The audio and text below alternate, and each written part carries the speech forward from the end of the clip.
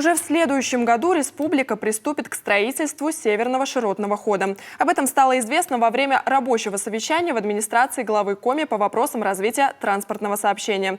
Только за этот год на всех видах транспорта в регионе планируется перевезти 45 миллионов человек. А с появлением дополнительной железнодорожной магистрали количество вырастет еще больше.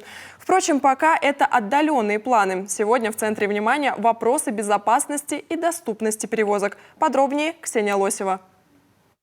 За этот год в регионе уже перевезли больше 30 миллионов пассажиров. Автобусное, авиа, железнодорожное и водное сообщение. Для республики цифра не маленькая. Несмотря на санкции и непростую ситуацию в мире, отрасль в Коми работает стабильно. Так, на сегодняшний день жителям доступно 34 республиканских автобусных маршрута и 207 муниципальных. Выделенное финансирование из республиканского бюджета составило в 2022 году 119 миллионов рублей. В 2023 и 2024 годах по 112 миллионов рублей ежегодно. Потребность финансирования на данный расход в 2023 году составляет 222 миллиона рублей. Принятие правил субсидирования позволит организаторам перевозок обеспечить контроль исполнения расписания в большинстве муниципальных образований, применение контрольно-кассовой техники, а также повысит качество пассажирских перевозок. Что же касается воздушного транспорта, здесь в приоритете социально значимые перевозки в труднодоступные населенные пункты республики. Добраться до многих в период распутицы практически невозможно. На помощь приходит местная авиация. В прошлом году Коми-авиатрансу была предоставлена субсидия на 1,8 миллиарда рублей. Впрочем, это лишь одна из ступеней на пути к оздоровлению компании.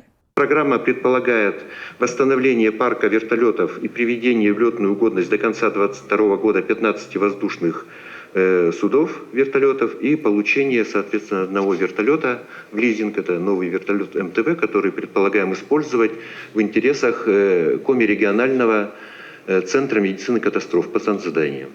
В центре внимания и паромное сообщение. На сегодня предприятие Устильма-Агропромсервис работает на одном межмуниципальном маршруте Печора-Вуктыл, 3 муниципальных, а также на 6 паромных переправах. Общая протяженность речных маршрутов – 539 километров. Засушливое лето еще раз подтвердило необходимость дноуглубительных работ.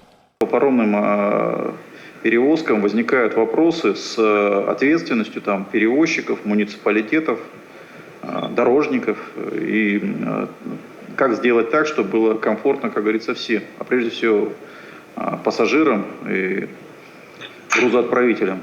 В ходе совещания были озвучены задачи на следующий год. В приоритете сохранение имеющихся объемов перевозок, финансирование муниципальных и межмуниципальных автомобильных пассажирских перевозок, модернизация транспортной инфраструктуры, а также оптимизация и расширение сетей маршрутов с учетом потребностей населения. Особое внимание и участию в масштабных проектах. Так уже в следующем году регион приступит к строительству Северного широтного хода.